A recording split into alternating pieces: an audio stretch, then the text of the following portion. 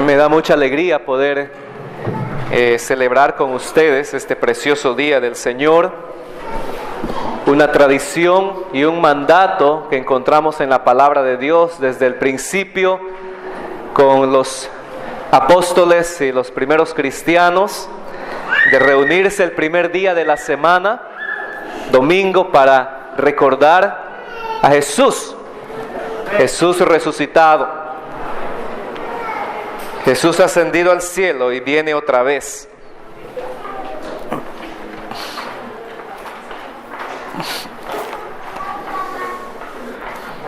Siempre en este mes de diciembre nos alegramos como familia. Si bien es cierto, no creemos que Jesús nació el 25 de diciembre, pero sí sabemos que Jesús nació y vino a cambiar la historia. Jesús nació y vivió una vida santa, murió y su sangre preciosa nos ha salvado. Su sangre preciosa nos ha redimido. Y recordamos la llegada de Jesús, la llegada de la luz a un mundo oscuro en tinieblas. Juan nos dice que la luz vino al mundo, pero los hombres amaron más las tinieblas que la luz. El 20 de este mes, en la mañana, los niños van a estar cantando y haciendo un programa. Todo el tema de ese programa es Jesús es la luz del mundo. Hermanos, abran su Biblia en Segunda de Crónicas, capítulo 18. Segunda de Crónicas, capítulo 18, versículo 33.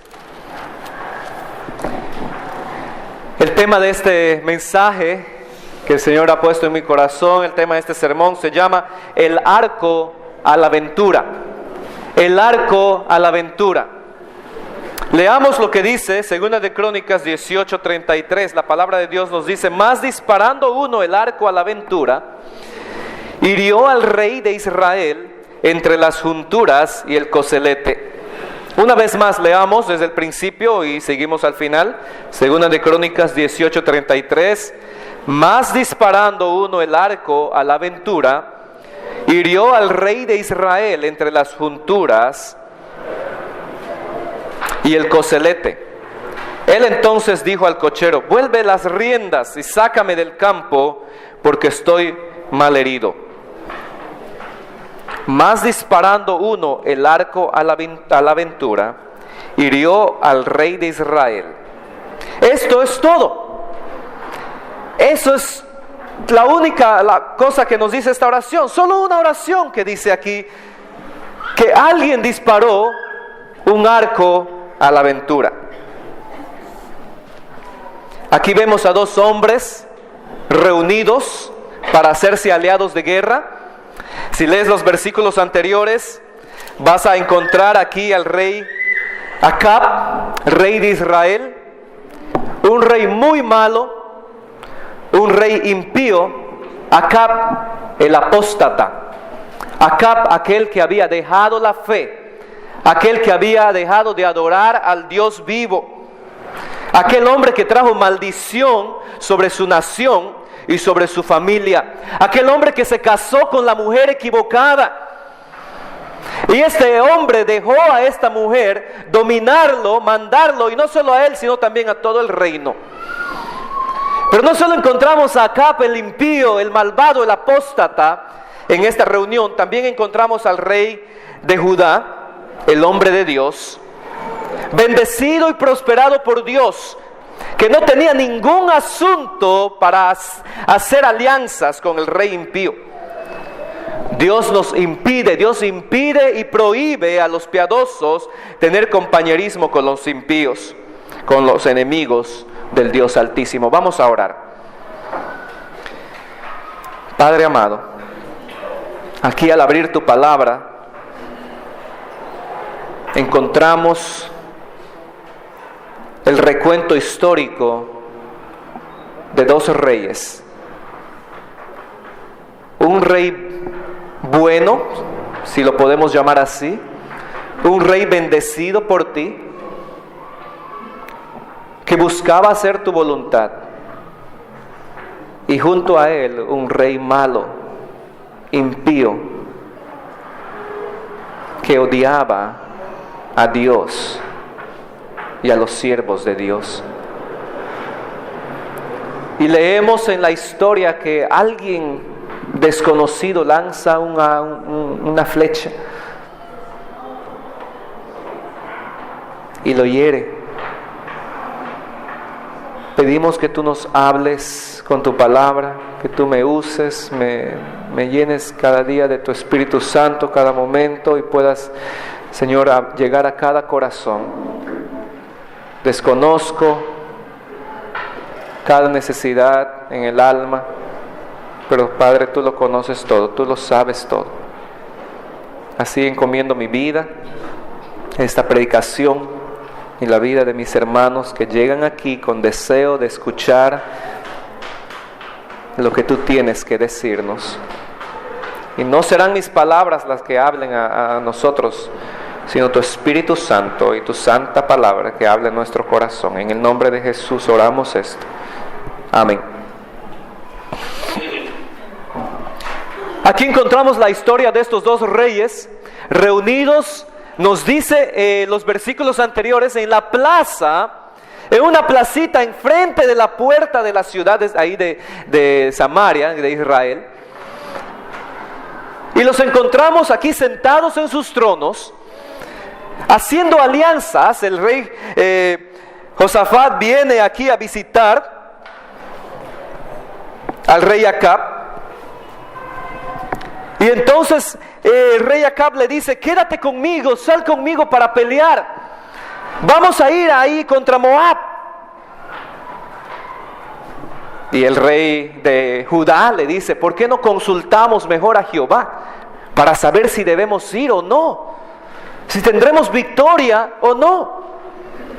Y aquí encontramos a estos dos reyes sentados en sus tronos, y el rey Acab invitando a 400 profetas de Baal. ¿Cuántas personas creen ustedes que estamos aquí reunidos en esta mañana? 100, 200, quizás 200. El miércoles en la noche fue uno de los miércoles más llenos que hemos tenido. Quizás 300, posible. Imagínense 400 profetas paganos de Baal rodeando a estos reyes, dando sus mentiras y falsas profecías, diciéndole a los reyes: sí, vayan a pelear, Dios les va a bendecir. Tanto así que uno de estos profetas, nos dice la palabra de Dios, que mandó a hacer unos cuernos de metal y empezaba a danzar con estos cuernos en la cabeza y así empujar y decir: así ustedes van a vencer a sus enemigos. Vayan. Pero el rey de Judá dice, él siente en su corazón, en su interior, algo no anda bien aquí. ¿No es eso el caso de muchos cristianos que empiezan a querer hacer negocios con el mundo? O quizás tú que laboras en un centro de trabajo donde no hay temor de Dios, y tú dices: quizás hay algo mal, algo no está bien en lo que se está haciendo. Mi jefe, mi compañero de trabajo, mi amigo, mi amiga me está pidiendo que hagamos algo, pero no tengo paz, no tengo tranquilidad en mi corazón. ¿Qué está pasando? Y es lo que dice el rey de Judá, le dice a Acab, al rey Acab: ¿no hay aquí profeta de Jehová para consultarle en lugar de estar consultando a estos profetas de Baal? A lo cual responde el rey Acab y le dice: sí, hay uno que me aborrece y yo le aborrezco a él. Siempre que le llamo me profetiza cosas malas y no lo quiero. Y el rey de Judá dice: llámenlo, tráiganlo, vamos a escuchar lo que dice. Así es que mandan a un mensajero. Los versículos anteriores estoy contando la historia. Mandan a un mensajero a llamar a Micaías. Y Micaías, el profeta de Dios, viene, pero el mensajero le dice: mira, Micaías,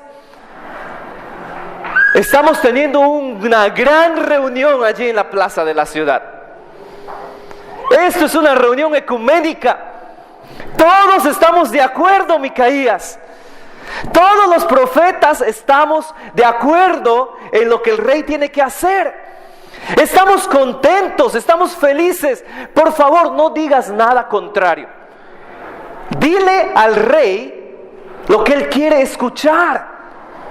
Y Micaías dice: yo hablaré lo que Dios ponga en mi boca. Cuando Micaías, el profeta de Dios, llega ahí, le preguntan: bueno, a ver, dinos qué dice Jehová. ¿Saldremos o no saldremos a la guerra?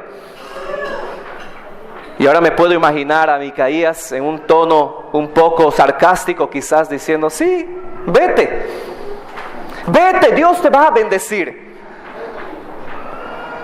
A lo cual el rey Acab se enfurece y muy enojado le dice: dime la verdad, ¿por qué me mientes? Pero es que Micaías ya sabía que el rey ya había puesto en su corazón lo que él quería hacer. Y yo digo a nosotros, hermanos, ¿no es el caso también en muchos de nosotros y muchos de nuestros jóvenes? Se enamoran, pero papá y mamá dicen: no estoy seguro si ese muchacho o esa muchacha es para ti. Pero ellos se enterquecen y dicen: sí, sí, yo quiero, yo quiero. ¿Se recuerdan la historia de Sansón? Papi, mami, quiero casarme con esa filistea.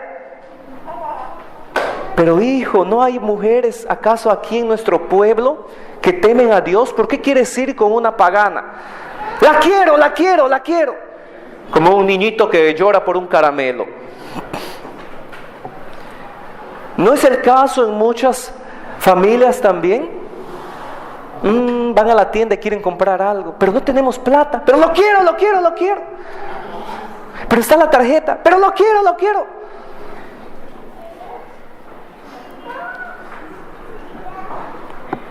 Y ya Acab había puesto en su corazón ir y pelear en contra de Moab. Y lo único que quería es ser animado por todos estos 400 hombres, falsos profetas, para decirle: ve, ve, como una barra brava que le dice: sí, tú puedes, vas a ganar.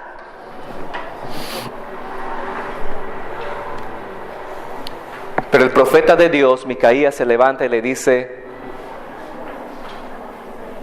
si tú vas a la guerra, Acab, vas a morir. ¿Ves? Dice Acab.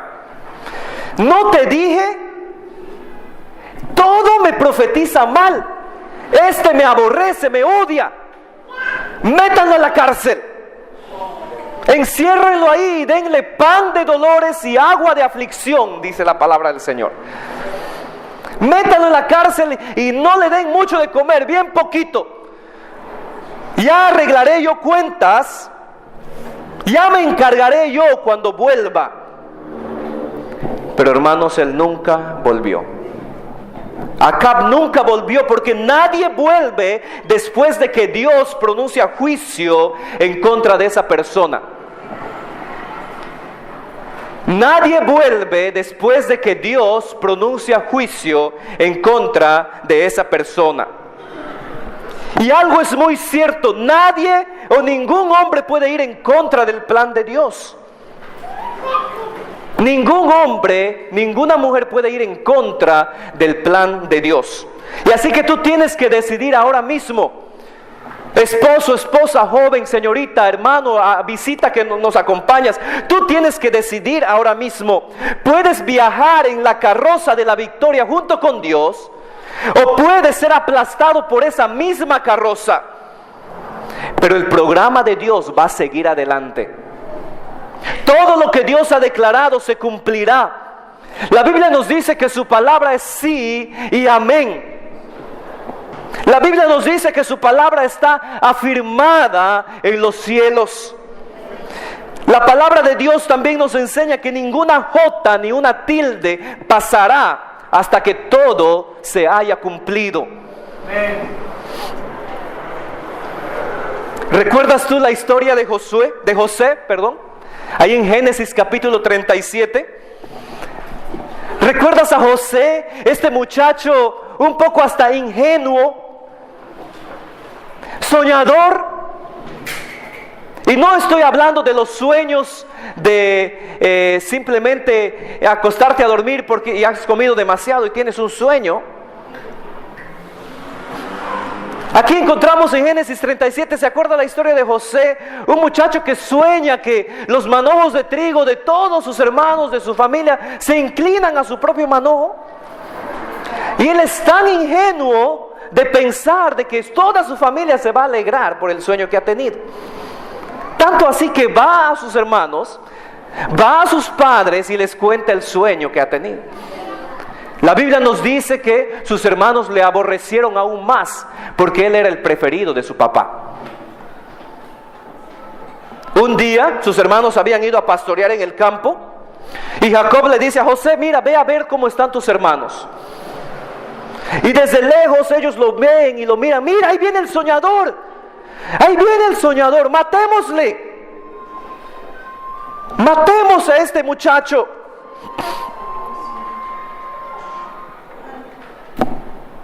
Lo vamos a matar y vamos a empapar su túnica de sangre. Vamos a decir que una mala bestia lo devoró. Pero había uno entre ellos que quería salvarle la vida. Y aunque tenía buenas intenciones de salvarle la vida, no lo hizo. Lo metieron en un pozo, lo dejaron allí. Y la historia nos cuenta que pasaron un grupo de vendedores amalecitas camino a Egipto y se les ocurrió la grandiosa idea a estos muchachos: vamos a venderlo a Egipto, vamos a sacar un poco de provecho. ¿Para qué lo vamos a matar? Y si podemos ganar dinero con él, vamos a venderlo y vamos a decir la misma historia a nuestro padre. Pero hermanos, yo les digo, Dios puso a José en Egipto. Sus hermanos solo le compraron su boleto para que él vaya a Egipto. Todo esto estaba en el plan de Dios. Dios mandó a José a Egipto. Fue comprado por un oficial del faraón. Fue tentado por la mujer de ese oficial e injustamente fue metido a la cárcel, nos dice su historia. Años después, el faraón tiene un sueño. José interpreta el sueño y es este faraón que hace a este joven que fue traído como esclavo y lo nombra el segundo en el reino. Así vemos la historia de José, que Dios lo usa para salvar a todo el Medio Oriente del hambre. Y no solo eso, sino que también él regresa su bondad a sus hermanos en lugar de venganza.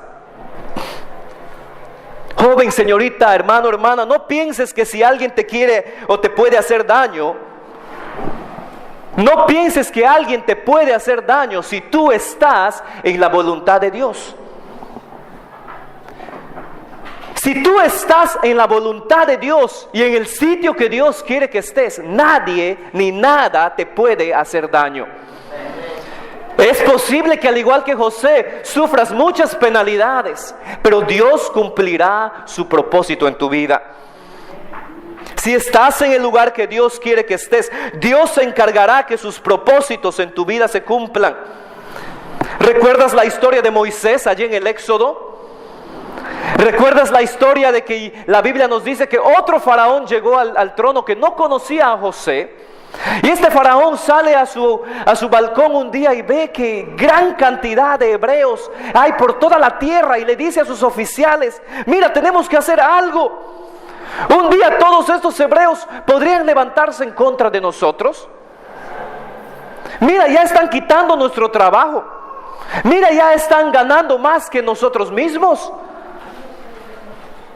Vamos a detener, vamos a eliminarles.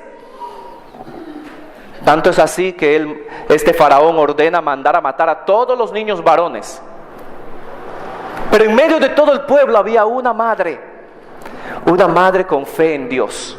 Una madre que dice: no, este niño no va a morir. Y lo esconde por 3 meses, nos dice la palabra de Dios. Pero después de 3 meses ya el niño más grande no podía ser escondido. La mamá le prepara una arquilla, le pone brea, le pone unos mantos y lo pone allí en la barquilla y lo manda en el río, confiando en Dios, orando: Señor, cuida a mi hijo, haz tu propósito, cumple tu propósito en su vida. Y aquí vemos que Dios dirigió este asunto también. Aquí vemos que Dios empieza a controlar todo este asunto, y Moisés es guardado en estas aguas del río Nilo. Cierra la boca de los cocodrilos, calma la corriente del río. Y seguramente la princesa tenía un lugar favorito donde irse a bañar, donde estaban las escaleras de mármol que iban para dentro del río. Pero seguramente esta muchacha, esta princesa, un día estaba caminando por ahí y de repente dijo: bueno, quiero venir a nadar aquí. Y estando ahí en el agua, escucha el llanto de un niño. Y todo esto Dios lo dirigió, porque aquí también Él guía al bebé hasta la princesa, y así introduce a Moisés en el palacio real. ¿Se dan cuenta de lo que está pasando, hermanos? El plan de Dios se va a cumplir. El plan de Dios no puede ser detenido. ¿Recuerda usted la historia de Balac ahí en Números capítulo 22? Si tú vas a Números capítulo 22, vas a leer la historia en que el pueblo de Israel ya había salido de Egipto. Ya Moisés les había sacado de Egipto y los había llevado cerca de la tierra prometida. Habían derrotado a otros pueblos y venían como la arena del mar, dice la palabra, grande en multitud el pueblo de Israel.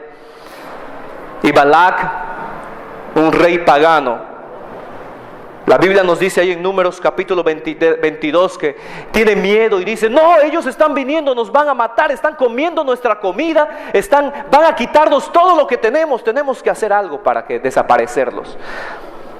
Así es que Balac manda llamar a Balaam. Y lo manda llamar para maldecir al pueblo. Y aquí Balac dice: quizá yo pueda herirlo y echarlo de la tierra. Vamos ahí a Números capítulo 22. Números capítulo 22, versículo 6.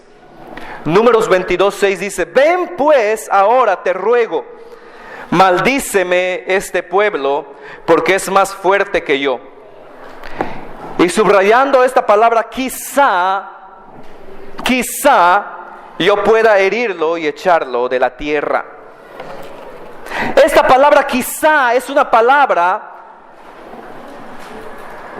que la usan mucho aquellos que buscan la suerte en los juegos de azar. Es una palabra para juegos de azar. Vas allí al casino, vas al tragamonedas, vas a raspar la tinca. Quizá me gane. Quizá haya una posibilidad. Pero yo les digo, hermanos, hermanas, que no hay quizás, no hay posibilidades en el programa de Dios. Balac quiso maldecirlos, pero nadie puede maldecir a aquel a quien Dios ha bendecido. Si tú lees el resto de la historia en Números 22, Balaam, ambicioso del dinero, se para maldecir al pueblo en contra de la voluntad de Dios. Pero la Biblia nos dice claramente que de su boca no salían más que bendiciones. Nadie puede maldecir a aquel o aquellos a quien Dios ha bendecido. Hoy día, hermanos, amigos, se está levantando una nueva generación en toda la faz de la tierra que odia al pueblo de Dios. Y quizás podemos pensar, no, el antisemitismo, Hitler ya se murió, los nazis ya no están. Pero se está levantando una nueva generación que odia a los judíos. Y muchos aún llamándose cristianos.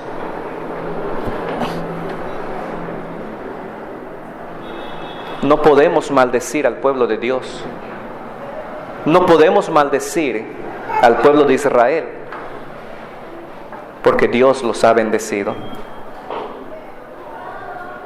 Y la promesa a Abraham es: bendeciré a los que te bendigan, maldeciré a los que te maldigan. Y ay de aquel que se atreve a pronunciar maldición contra el pueblo de Dios, porque ay de ti cuando venga sobre ti la maldición de Dios. Yo no quiero la maldición de Dios, yo quiero la bendición de Dios. Y como cristianos yo les llamo, hermanos, a doblar nuestras rodillas y a orar por la salvación del pueblo de Dios. No nos cabe duda que hoy día la nación de Israel es una nación muy secular, es una nación muy liberal, y se han alejado y han dejado a Dios. Pero Dios está llamando a su iglesia para orar y, si es posible, también para evangelizar al pueblo judío. Pero nuestro deber es bendecirlos. No podemos maldecir aquello, y nadie puede maldecir a aquel a quien Dios está bendiciendo. ¿Recuerdas tú la historia de Jonás? ¿Recuerdas cómo Dios lo manda a Jonás a ir a predicar en una gran ciudad llamada Nínive? ¿Cuál fue la respuesta de Jonás? Jonás no quiere ir, no quiso ir. Quizás este Jonás sea el único evangelista que yo he escuchado que no quiso ir a predicar una campaña de magnitud grande, ¿no? de escala grande, en la ciudad más grande del mundo de entonces. En lugar de eso vemos que Jonás, vaya al libro de Jonás ahí en el Antiguo Testamento, encontramos a Jonás ahí en el capítulo 1, no obedeciendo a Dios, sino más bien huyendo o tratando de huir de la presencia de Dios. La Biblia nos dice aquí en el versículo 3: y Jonás se levantó para huir de la presencia de Jehová a Tarsis, y descendió a Jope.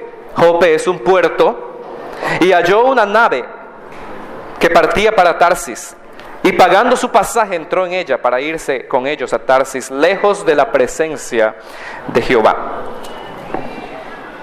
Dice aquí el versículo 3 que él halló, o sea que él había estado buscando. Él llegó al puerto, ahí al muelle, y justo había venido una embarcación que venía ahí de Sidón, de Tiro, trayendo cargamentos de seda y cargamentos de púrpura. Y acababan de llegar, estaban descargados, y Jonás va y mira, no, esta embarcación no va a salir. Se va más allá en el puerto y ve ahí otro barco cerca a la playa que están haciendo unas reparaciones. Este tampoco va a salir. Pero caminando más allá, buscando entre las embarcaciones en Jope, dice la Biblia que él encontró un barco que partía para Tarsis. Solo hay una embarcación que está lista para zarpar, y se dirige exactamente a donde Jonás quiere ir. Me imagino aquí Jonás diciendo: hoy es mi día de suerte, tengo suerte, me iré lejos de Dios. Y versículo 3 dice que pagando su pasaje se subió al barco y luego se bajó al fondo de la embarcación y se echó a dormir. Y nos preguntamos nosotros, ¿cómo es que puede dormir? ¿Cómo es que un hijo de Dios, un siervo de Dios, desobedeciendo el mandato de Dios, puede dormir? Si Jonás lo hizo, es posible que nosotros también lo hagamos. ¿Te está mandando Dios a hacer algo? Y tú estás diciendo, no, me voy a dormir.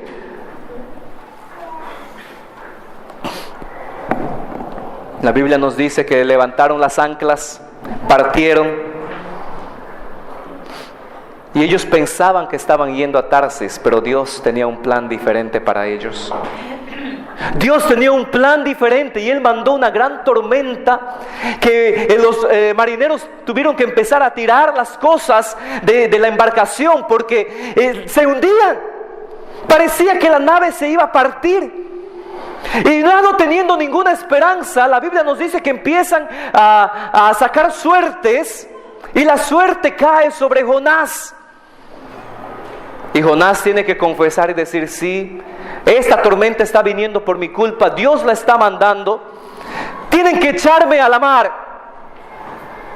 Y si tú lees el recuento bíblico, la Biblia nos dice que no quisieron tirarle al mar,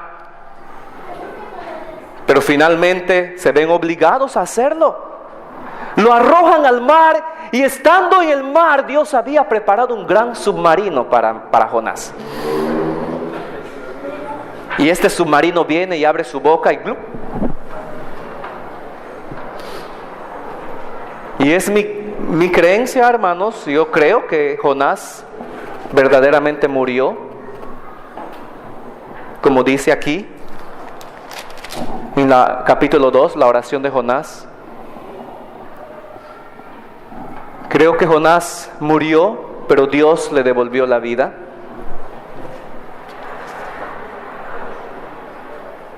Finalmente Jonás llegó a Nínive y el avivamiento vino. Nínive se arrepintió y Jonás fue el hombre de Dios. Yo te pregunto a ti, ¿tú crees que puedes correr del Dios Todopoderoso? ¿Crees que puedes huir de la presencia de Dios? Quizás puedes correr de las bendiciones de Dios, pero nunca puedes correr del juicio de Dios. No puedes burlar al Dios Todopoderoso. Salmo 139, versículos 7 al 12. Vamos a leer Salmo 139. El salmista David se hace la pregunta. Salmo 139, versículo 7 dice: ¿a dónde me iré de tu espíritu? ¿Y a dónde huiré de tu presencia? Si subiere a los cielos, allí tú estás. Allí estás tú. Y si en el Seol hiciere mi estrado, he aquí, allí tú estás. Si tomare las alas del alba y habitar en el extremo del mar, aún allí me guiará tu mano y me asirá tu diestra. Si dijere, ciertamente las tinieblas me cubrirán, aún la noche resplandecerá alrededor de mí. Versículo 12. Aún las tinieblas no encubren de ti, y la noche resplandece como el día.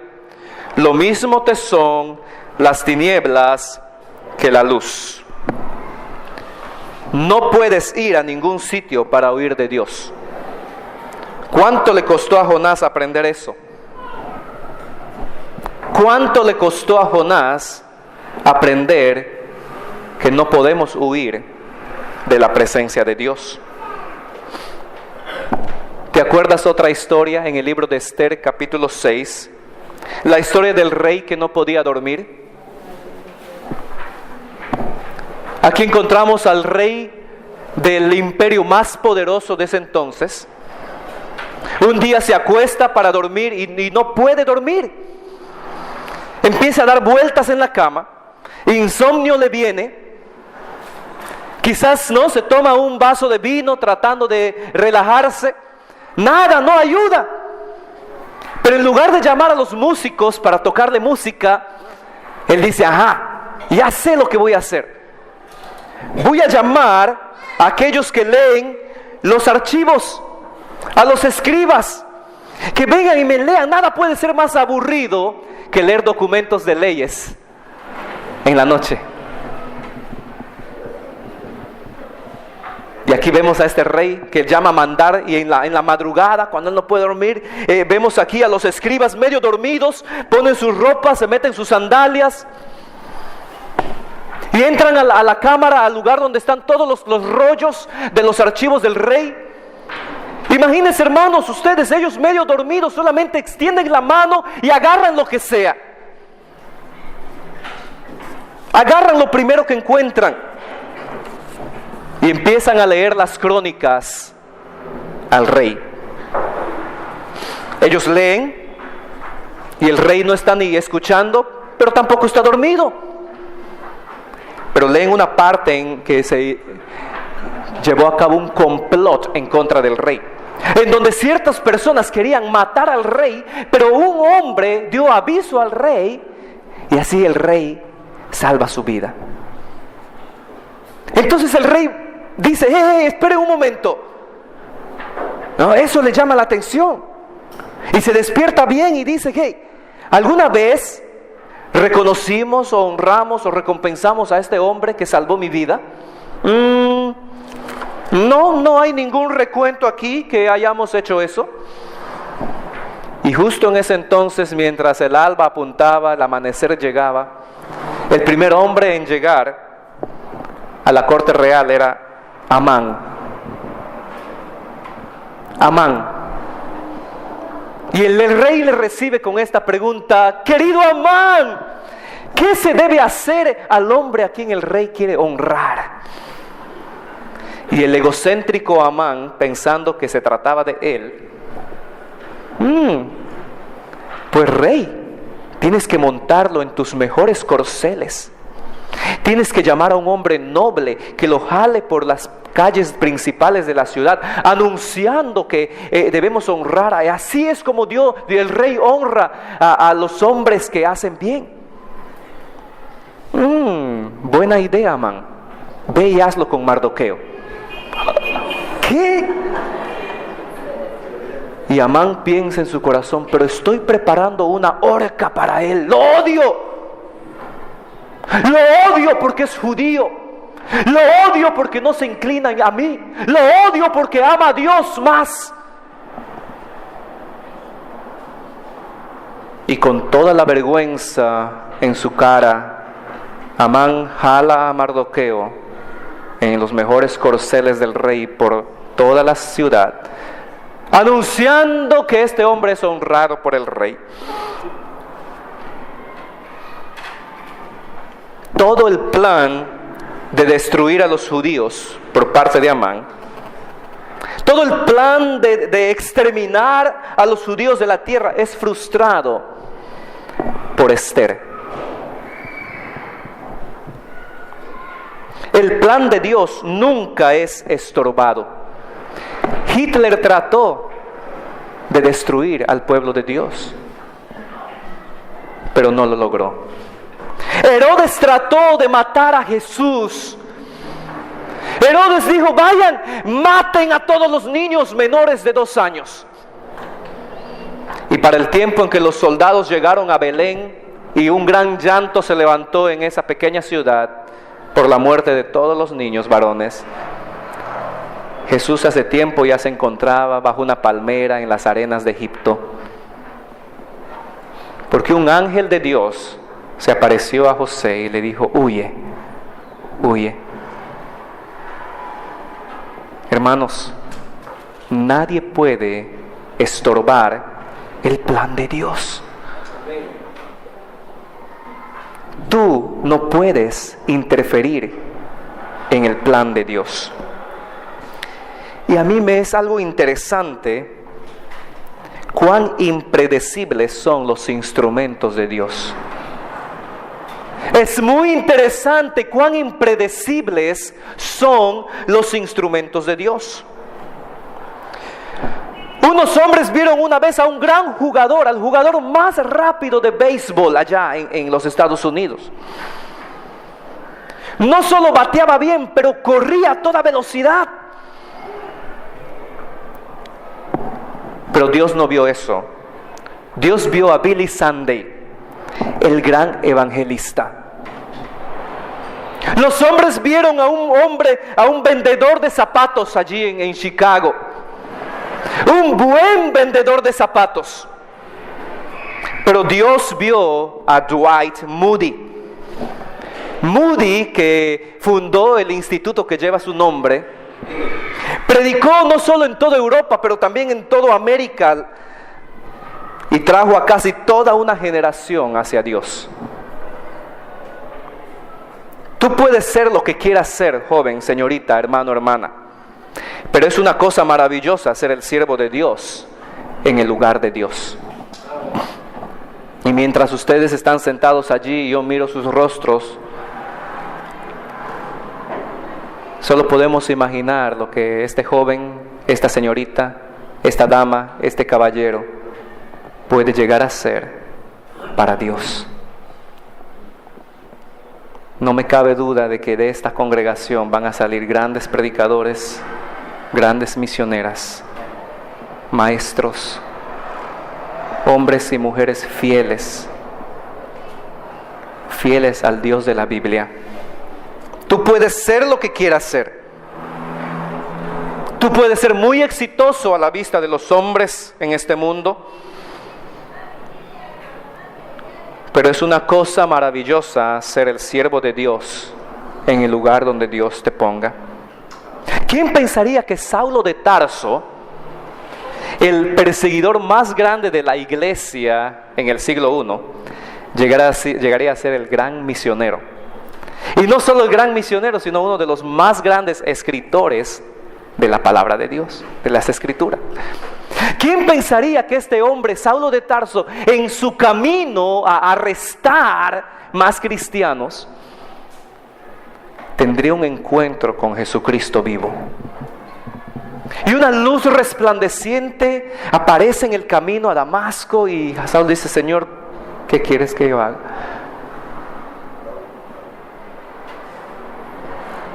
Y Jesús cambia completamente la vida de este perseguidor a mártir, a predicador, a misionero. ¿Te acuerdas de la historia de David?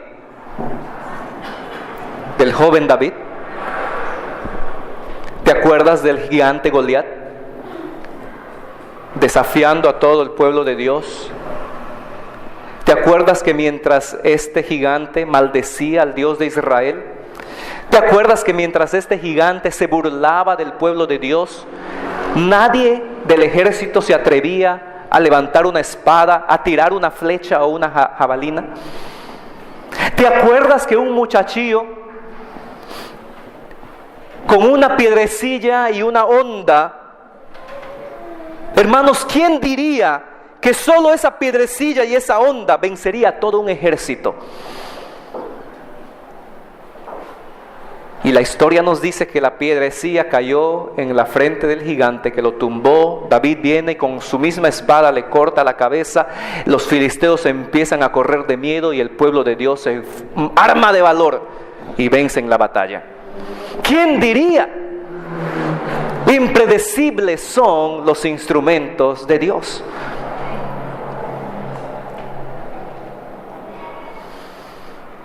En el desierto hay un arbusto que arde y no se quema. ¿Quién pensaría que una zarza ardiendo sería el medio por el cual Dios llamaría la atención del corazón de este hombre que Dios necesitaba usar? ¿Quién pensaría?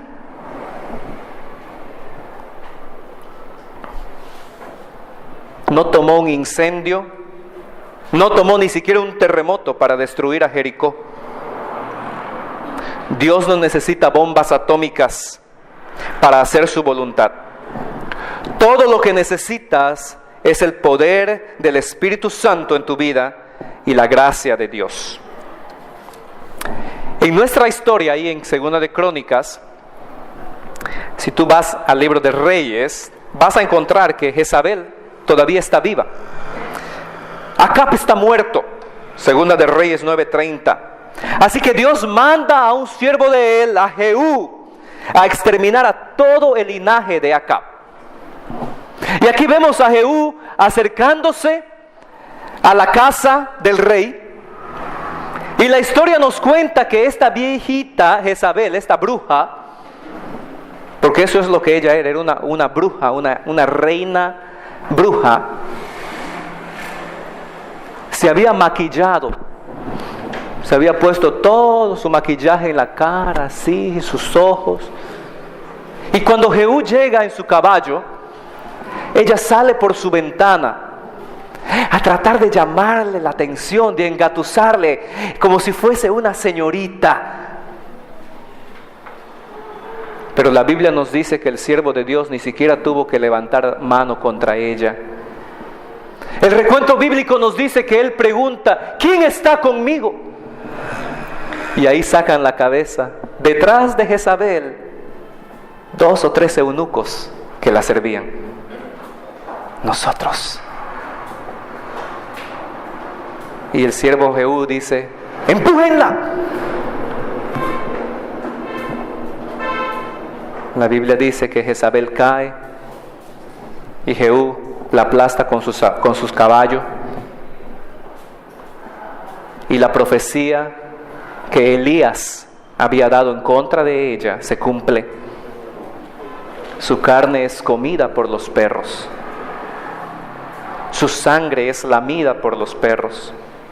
Y cuando Jehú manda a buscarla para enterrarla, porque él dice, es real, es linaje real, hay que enterrarla de todos modos. Los que fueron para buscarla encuentran solo calavera, esqueleto, porque ya los perros se la habían comido. La única cosa que los perros no comieron fueron sus manos sucias llenas de sangre, porque esa era la profecía, que sus manos ni sus pies iban a ser comidos. Las manos sucias derramadoras de sangre de Jezabel y sus pies sucios que muchas veces corrieron para hacer lo malo.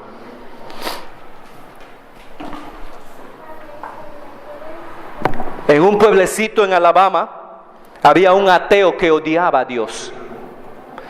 Había un ateo que maldecía a Dios constantemente.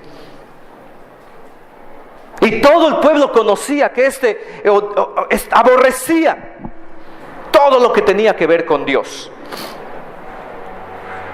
Y odiaba a todos excepto a una pequeña niña. Él tenía una hijita de como unos 3 o 4 años de edad. Ella era el ídolo de sus ojos.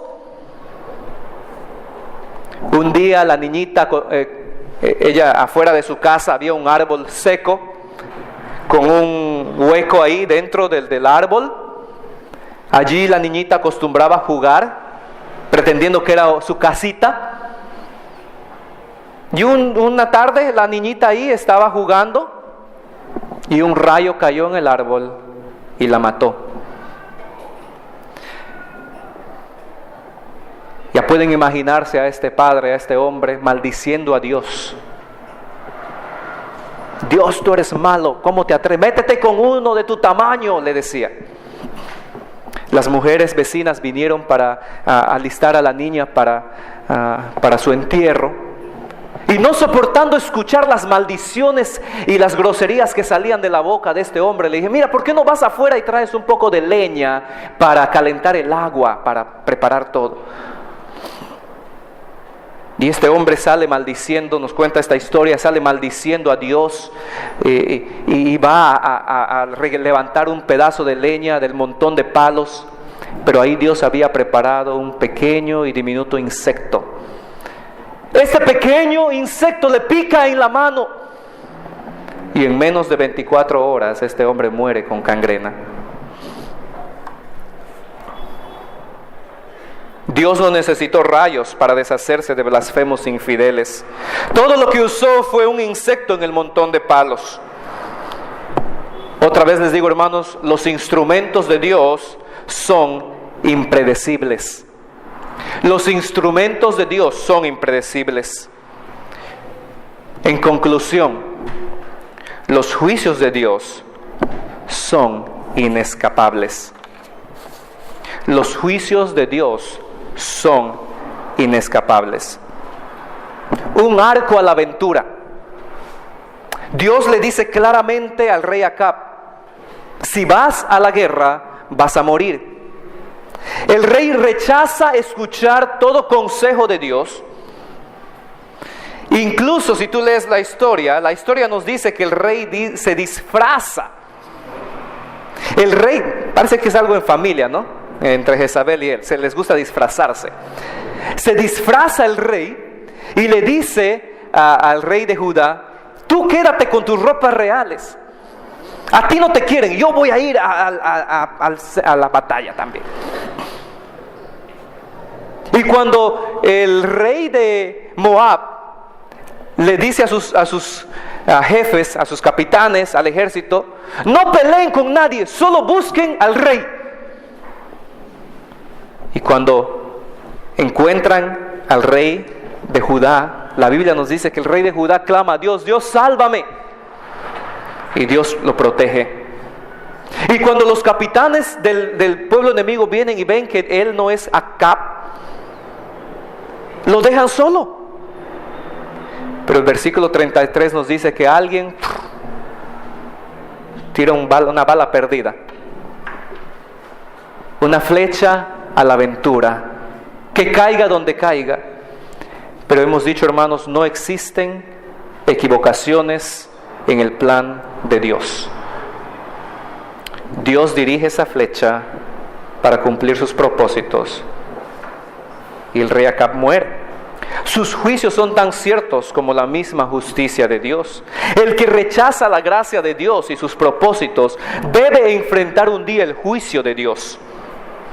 Los hombres pueden vivir toda su vida jactándose de que no temen a Dios.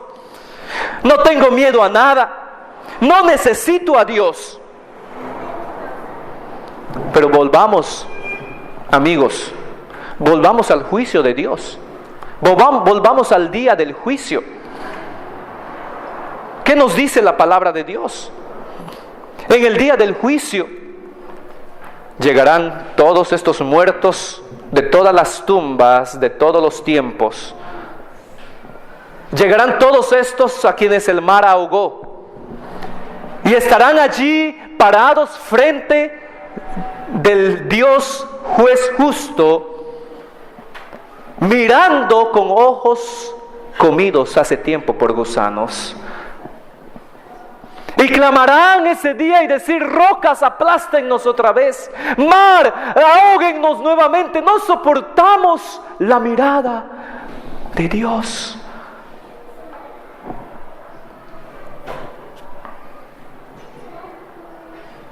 Contemplarán las maravillas de la creación de Dios, pero será muy tarde. Ven al que está sentado en el trono y cualquier cosa, pero no soportan la mirada de Dios. Tú también tienes que enfrentarte con Dios. Tú también un día, o lo vas a hacer aquí en vida, vas a reconocer que Jesús es Rey de Reyes y Señor de tu vida, o lo vas a hacer en el día del juicio. Pero no puedes escapar. No puedes escapar. No puedes escapar. Es una cosa terrible rechazar el llamado del Espíritu Santo. Pero un día Dios va a quitar esa voz. Quizás hoy, en esta mañana, no es quizás, estoy seguro de que Dios te está hablando. Estoy convencido de que el Espíritu Santo está hablando a tu corazón, a tu vida en esta mañana. Es posible que por muchos días, por muchas semanas, por muchos meses, por muchos años, tú has venido diciendo: no, todavía no, no, no, no. Pero esa voz un día va a dejar de hablar. La palabra nos dice claramente: buscad a Dios mientras puede ser hallado. O sea que va a haber un día en el cual no vamos a poder encontrar a Dios, o no vas a poder encontrar a Dios. Yo ya lo encontré. Él ya me salvó. Pero hay un día en que la voz ya no estará allí. Le llames la voz de tu conciencia, la voz en tu interior. Esa es la voz del Espíritu Santo. Es una cosa terrible rechazar el llamado del Espíritu Santo de Dios. Pero la Biblia nos dice que sus misericordias son eternas. Hay poder en la sangre de Cristo para perdonar al más vil pecador. Y a todos los que le recibieron, dice Juan, les dio potestad de ser hechos hijos de Dios. Escúchame bien lo que te voy a decir. Dios te trajo a ti aquí hoy para darte esta oportunidad. Y cuando pase esta oportunidad, cuando salgas de aquí, nunca volverá otra vez. La oportunidad que tú recibes hoy, ahora mismo, nunca volverá. Y eso me llena a mí de espanto, ya no por mí, pero por ti. Esto es cuestión de vida o muerte. No puedes jugar con Dios, no puedes burlar a Dios. Hoy es el día de salvación. No tienes promesa de mañana. ¿Estás mal con tu esposo, con tu esposa? ¿Estás disgustado? Quizás ya no comparten la misma cama. Quizás ya no sientes amor. Quizás dices, me he aburrido. Hoy es el día de reconciliación. Hoy es el día para ti, esposo, volver a tu esposa. Hoy es el día para ti, esposa, volver a tu esposo, porque no tienes promesa de mañana. Ayer estuvimos en un matrimonio, y si estuviste allí, ¿recuerdas lo que dije? El matrimonio es algo temporal. Quizás dure hasta que la muerte los separe, o quizás se termine en la luna de miel. No creemos en el divorcio, pero Dios nos puede llamar a su presencia en cualquier momento. Por la gracia de Dios, tengo 11 años de casado, yendo a los 12. Quizás muchos de nuestros solteros aquí nunca experimenten el matrimonio y van a saltar la sombra del matrimonio a lo más gozoso que es la presencia de Dios. Pero sea cual sea tu situación, arregla cuentas hoy. Nuestra vida es tan frágil como para vivir peleando. Nuestra vida es tan frágil como para vivir discutiendo y enemistándonos. Quizás aquí hay un hijo, una hija malcriado, malcriada, que se ha portado mal con papá, con mamá. Hoy ve y pídele perdón a papá y mamá. Quizás aquí hay un padre, una madre que ha abusado de sus padres, de sus hijos, perdón. Hoy es el día de arreglar cuentas. Hoy es el día de abrazar. Hoy es el día de besar. Hoy es el día de amar. Mañana quizás no tengas oportunidad de decirle a esta persona te amo. Pero sobre todas estas cosas, hoy es el día de salvación. Hoy es el día en que yo sé que el Espíritu Santo te está llamando. El plan de Dios no puede ser cambiado. El día en que pasarás a la eternidad se llevará a cabo cuando Dios lo diga. Quiero terminar con esta invitación.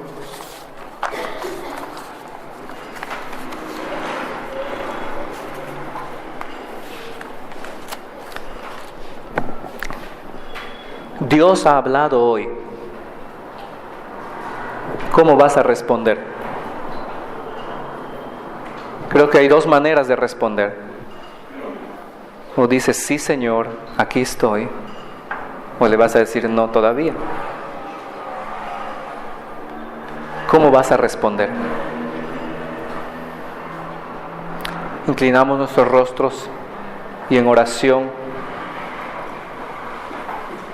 yo quiero hacer esta invitación. ¿Hay alguien aquí que quiere aceptar a Jesús y confesar públicamente, aunque nadie está mirando, todos están con los ojos cerrados, los rostros inclinados, pero hay alguien que quiere decir y levantando la mano decir, yo quiero poner mi fe en Cristo, yo no quiero avergonzarme de Jesús? Hay alguien aquí que nos visita que nunca ha aceptado a Jesús como Señor y Salvador, que no está seguro de que si muere hoy irá al cielo o al infierno.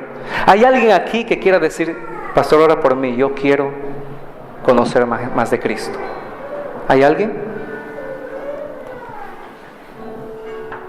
después de todo lo que te he dicho, todavía te niegas? Después de todos los ejemplos que hemos visto en la Biblia, ¿todavía rechazas el llamado? ¿Hay alguien aquí que quiere decir: Señor, yo quiero que tú me salves? Levante la mano, quiero orar por ti. Mi oración no te va a salvar. Cristo es el único que salva. Hay una mano que se levantó, gloria a Dios. Ya vi su mano. ¿Hay alguien de nuestros hermanos que quiera decir: pastor, ora por mí? Quizás ahora quieres acercarte a esa persona con quien has estado enemistada. ¿Por qué no? Amén. ¿Por qué no arreglas cuentas hoy con Dios? ¿Por qué no arreglas cuentas hoy con tu vecino? Amén. ¿Por qué no pides perdón? Dice amén, ya vi tu mano. Si a ti te han ofendido, ¿por qué ya no perdonas de una vez? Padre amado, tú has visto las manos, tú sabes los corazones. Nadie se puede ocultar de ti. Yo oro por estos hermanos y hermanas que están en esta necesidad de arreglar cuentas, primero contigo, Señor, y luego con alguien más. Te damos gracias porque tu perdón es grande. No hay pecado que tú no puedas perdonar. Nos ponemos en tus manos rogándote que tú puedas darnos de tu gracia y de tu ayuda. Y que en tu gracia y misericordia, aquellos que no han hecho cuentas contigo todavía, por favor, Padre, que no sea demasiado tarde,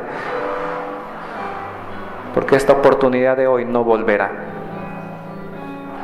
Te lo pedimos así en el nombre de Jesús. Amén.